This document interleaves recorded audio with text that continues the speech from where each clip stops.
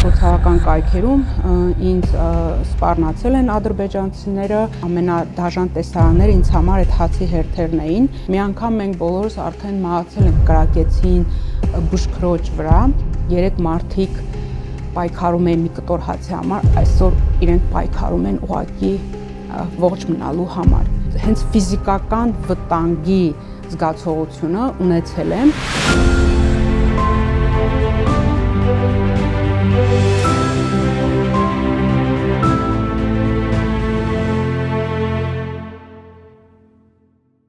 Ես Սիրանուշ Սարգսյանն եմ, Արցախի Մարտունու շրջանի Սոս գյուղից, մանկությունս անցկացրել եմ գյուղում, ավարտել եմ Արցախի պետական համալսարանի պատմության բաժինը, սկզբում աշխատել եմ պատմության ուսուցիչ մեր գյուղի հարևանությամբ Մաճկալաշեն գյուղում, երևի իմ կարիերայի ամենալուսավոր տարիներն էին, բայց հիմնականում աշխատել եմ Արցախի ազգային ժողովում գրեթե 13 տարի, 20 թվականից հետո պատերազմից հետո հասկացել եմ, որ Արցախը արդեն իսկ ինֆորմացիոն շրջափակման մեջ է եւ հասկացել եմ, որ հատկապես դրսի համար մենք կարիք ունենք ինֆորմացիայի տարածման եւ սկսել եմ օտար լեզվով նաեւ հոդվածներ պատրաստել, ուղղակի գրառումներ անել, թե ինչպես են հետպատերազմյան իրավիճակում ապրում մարդիկ, հետո իհարկե շրջափակում, հետո պատերազմի ժամանակ ու հիմա։ Իմ բոլոր գրառումները, պատմությունները, չնայած ես մասնագիտությամբ քաղաքագետ եմ, ավելի շատ մարդկային պատմություններ են, որովհետև ես փորձում էի այդ պատմություններով հասնել աշխարհի ամենահեռավոր ծայրում ապրող մարդուն, որովհետև ես այդպես էի մտածում, որ բոլոր մարդիկ նույն ապրումները ունեն, երբ որ իրենց հայրենիքի տան, իրենց հարազատի կորստի հետ է կապված, այսօր էլ ես որպես լրագրող, որ աշխատում է միայն արտասահմանյան լրատվական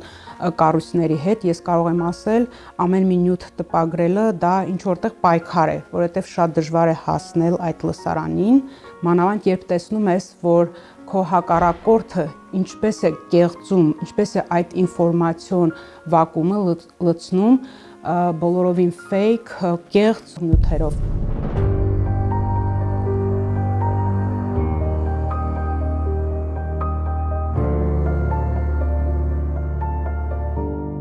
Իմ Twitter-յան բլոգում ամեն օր հրապարակում եմ արել, սկսած առաջին օրից շրջափակման մինչև վերջին օրը։ Իմ վերջին փոքր վիդեո պատմությունը շուկայից էր, ինչու եմ գնացել շուկա, որովհետև երբ որ ես ինքս որպես մարդ, որովհետև ես ապրում էի այդ միջավայրում, հուսահատվում էի, ես միշտ գնում էի այդ ամիսների շուկա, ասում եմ, որ գնամ տեսնեմ ինչպես են կանայք աշխատում, թեկուզ մի փոքր զգամ այդ հոտը, թեկուզ այդ կիսադատարկ դարակների վրա, բայց ամենաշատը ես շուկայից էի զգում այդ կյանքի հոտը ու գնում էի այնտեղ ու սեպտեմբերի 18-ին, ընդամենը մի օր առաջ հարձակումից ես գնացի շուկա ու տեսա, որ դատարկ են բոլոր այդ ժենգյալով հաստխող կանայք ոչ մի բան չեն անում, ուղղակի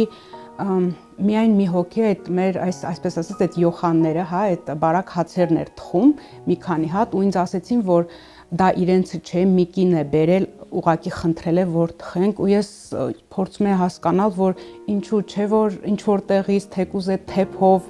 թխում են, որ դա ինչ որ հույս էր այդ ժենգյալով հացի հոտը ու ինձ ասեցին, որ ընդհանրապես չեն կարողանում ոչ մի բան գտնել ու երբ որ ես այդ կնոջը հարցրեցի, ասացի, ինչ ասելիք ունեք, հա, դուք աշխարհին, ինքը ասեց, ես հաց չեմ ուզում մեր համար, այս հաց տանում եմ երեխայիս համար, մենք արդեն այն վիճակում ենք, որ ես ուղղակի հաց եմ խնդրում մեր երեխաների համար, ուրիշ ոչ մի բան չեմ ուզում։ Եվ երբ որ հաջորդ օրը Ադրբեջանը հարձակվեց ու արդեն շրջում էի տարբեր ապաստարաններով,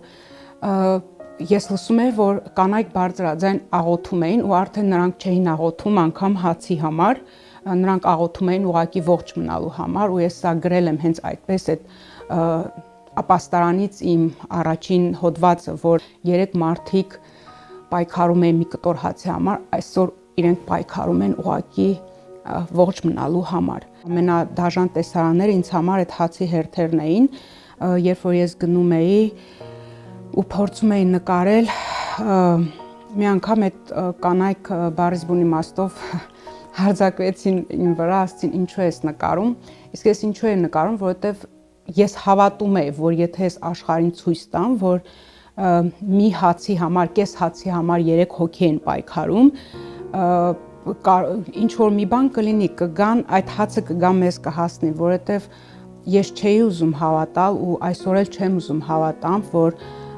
ինչ որ ձև դա նորմալ է, որ մարդիկ հնարավորություն չտան, որ այդ մի հացը, մի կտոր հացը ունենան։ Հացը դա սիմվոլ է, հացը դա բոլոր այն տառապանքներն է, որ իր մեջ ամփոփում է։ Մենք կարող ենք օրերով, ժամերով խոսել մյուս բոլոր այն տառապանքների, զրկանքների մասին, որ կրել ենք։ Ուղղակի մենք հացի հետ շատ ուժեղ կապ ունենք, մեր աղոթքի մեջ ենք մենք հացին հղում անում,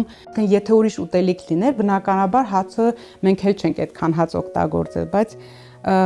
ոնց որ վերջին ամիսներին միայն հաց կար ու հետո այդ հաց վերջ արդեն սեպտեմբերին հաց էլ չկար ընդհանրապես, մենք գիտենք հատկապես Ստեփանակերտում, որ օրեր կար, որ ընդհանրապես ոչ մի հացի փուր չէր աշխատում ու եթե գյուղում էլ ինչ որ սնունդ կարող էին գտնել ու ես հետագայում երբ որ խոսում եմ գյուղացիների հետ, նրանց համար շատ ծանր էր, որ իրենց հարազատները Ստեփանակերտում են եւ իրենք կարող են իրենց այգուց ինչ որ բանջարեղեն բան ուղարկել, բայց տրանսպորտ չկար, որ կարողանային այդ հացը հասեն ու նույնիսկ այն մարդիկ, որ ուտում էին ինչ որ բան, այդ մեղքի զգացումով էին ուտում, որ կարող են միտեղ այդ հացն էլ չկար, օրինակ այգուց ինչ որ բաներ են հավաքել, բայց չեն կերել։ Իրանք դա փակել են, ասել են, որովհետև ձմեռը ավելի ծանր է լինելու, որովհետև որևէ մեկը չէր պատկերացնում, որ կարող է իրենք թողնեն ու դուրս գան ու ավելի դաժան օրերի էին պատրաստ ձմեռվա ցրտին էլ դիմակայել, միայն թե մնային այնտեղ։ Ամեն ինչ մի օրում չի եղել, մենք բոլորս լավ գիտենք, որ սկզբում ճանապարհը փակենք, հետո հաջորդ օրը գազը կտրենք, հետո մի 2 օր հետո ու ես դա նույնպես նկարագրել եմ իմ պատմություններից մեկում, որ կարծես թե ինչ որ ֆիլմում լինես, որ ինչ որ սենց մեծ բանտ է, ուղղակի մի քիչ մեծ է այդ բանտի տարածքը ու ինչ որ մարդիկ նստած քեզ հետևում են ու ամեն օր ինչ որ նոր միջոց են կիրառում, տեսնեն ինչ են այս մարդիկ ընդունակ, միջև ինչքան կարող են։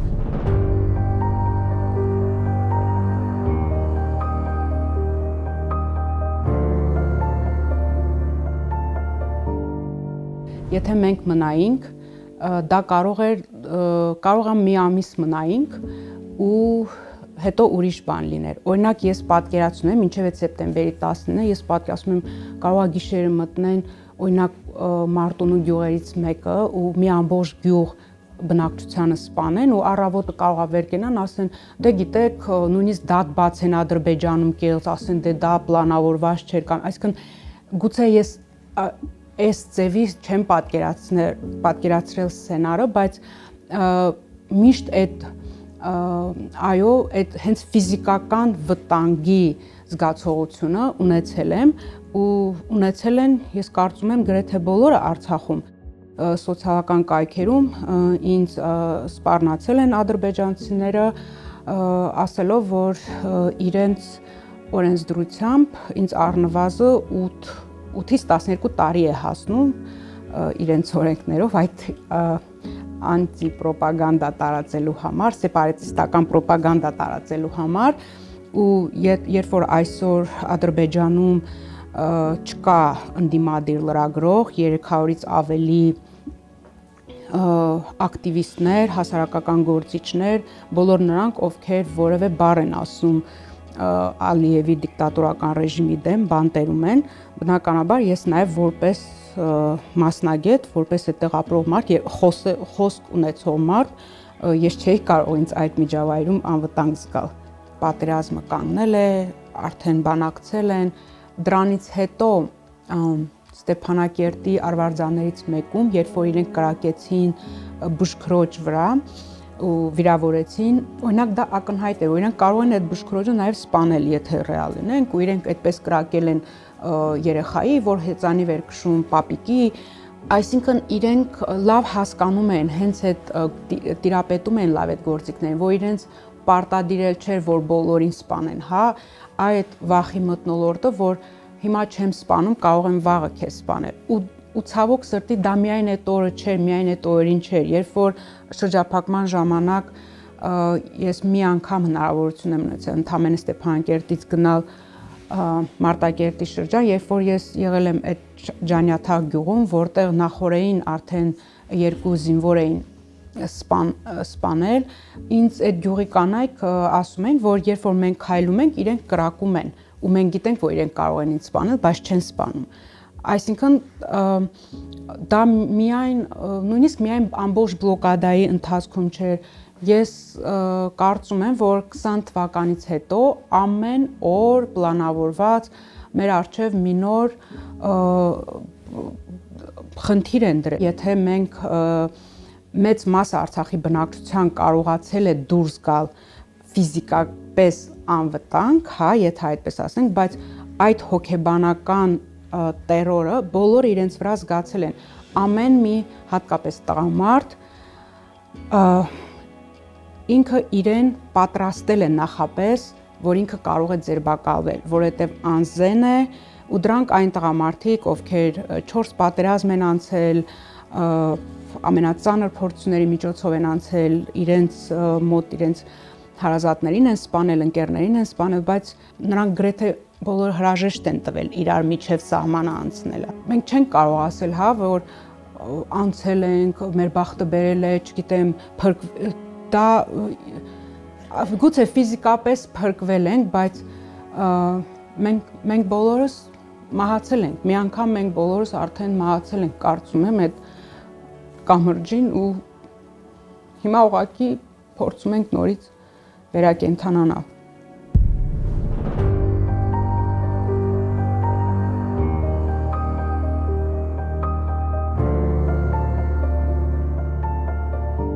Մենք ամեն օր վեր ենք կենում ինչի համար,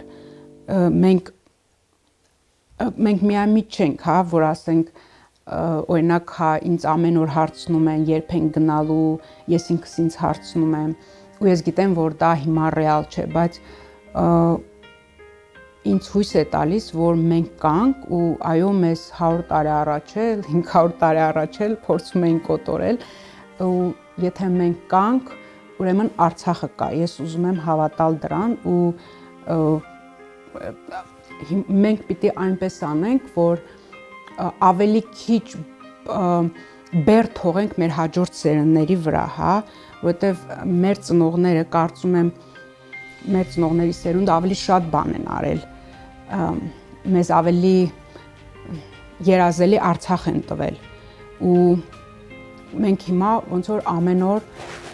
պետք է արթնանանք ու այդ մտքով, որ ինչպես անենք, որ ավելի շատ, ավելի մեծ բեր չթողենք, բեր այն առումով, այդ ճանապարհի առումով, հա, հետ գնալու ճանապարհը, ինչպես անենք, որ հեշտացնենք, եթե ոչ մեզ համար, անգամ ապա մեր սերունդների համար։ Շատ եմ երազներում գնում գյուղ, ամեն մի մանրուքը, օրինակ կարող է գնամ թեկուզ ճամփորդելուց, գնամ մի սիրուն ծառ տեսնեմ, շատ գունավոր, ու այդ ծառը, որ բացարձակ նման չի, լրիվ հակառակն է այն սզնենուն, որը կար մեր տնից դեպի աղբյուրը տանող ճանապարհը, որ իմ ամբողջ մանկությունից ամեն օր գնում էի ջուր բերում այդ աղբյուրից, ու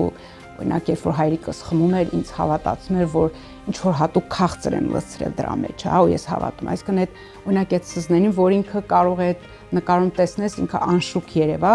բայց ես կարող է այդ սզնենուն կարոտեմ, ու հիմա եկել է այն պահը, որ մենք դետալներով ենք կարոտում մեր հայրենիքը, հա, մեր տունը, որովհետև երբ որ ուզում ենք ինչ-որ մի ուրախ բան հիշել, դա բոլորը կապված է Արցախի հետ, ու նույնիսկ հիմա, երբ որ մի ուրախ բան առիթ է լինում, երբ որ սենց ուրախանում ես մի քիչ, ինչ-որ մի բան ներսից կտրվում է, եւ երբեմն նաև մեղքի, հա, որ ոնց կարող ես ուրախանալ, ու նաև որ լիարժեք չես կարող ուրախանալ, այն որ ես էլ երբեք լիարժեք չեմ կարա լինեմ, դա ես զգացել եմ, քանի որ ճամփորդել շատ եմ սիրում ու փոքրուց երազում էի գնալ Նյու Յորք, որպես այսպես գյուղի մի աղջիկ, որ սենց անպայման պիտի գնա, ու ես երբ որ քայլում էի Նյու Յորքի այդ կենտրոնական փողոցներով ու ոչ մի ուրախություն չէի զգում, հա, ես հենց այդտեղ եմ հասկացել, որ մենք էլ երբեք առաջվանը չենք լինի, մենք էլ երբեք լիարժեք չենք լինի, ու ես սա չեմ ուզում, որ ինչ-որ վատ հոռետեսական նոտա լինի, հա, սա իրականություն է, ուղղակի մենք պետք է այդ ինչ-որ մասը դատարկ թեկուզ մեր մեջ այդպես ապրենք, ու այն մեր ամենալավ հիշողությունները պիտի, որ մեզ օգնեն, որ մենք այդ, որ ասում եմ, ամեն առավոտ արթնանանք ու այդ հասկանանք, որ այո, դա բեռ է մեզ համար, այդ ճանապարհը, որ պիտի անցնենք, հա, այդ է, որ մեզ պահում է, ու ես ամենաշատը ծանր եմ տանում նաև, երբ որ այստեղ ապրելով ես տեսնում եմ, որ անգամ այստեղ, հա, որ այդ հիշողություններից ոնց որ գուցե երբեմն ոչ հատուկ, ոչ հասկանալով, բայց փորձում եմ մեզ զրկել, հա,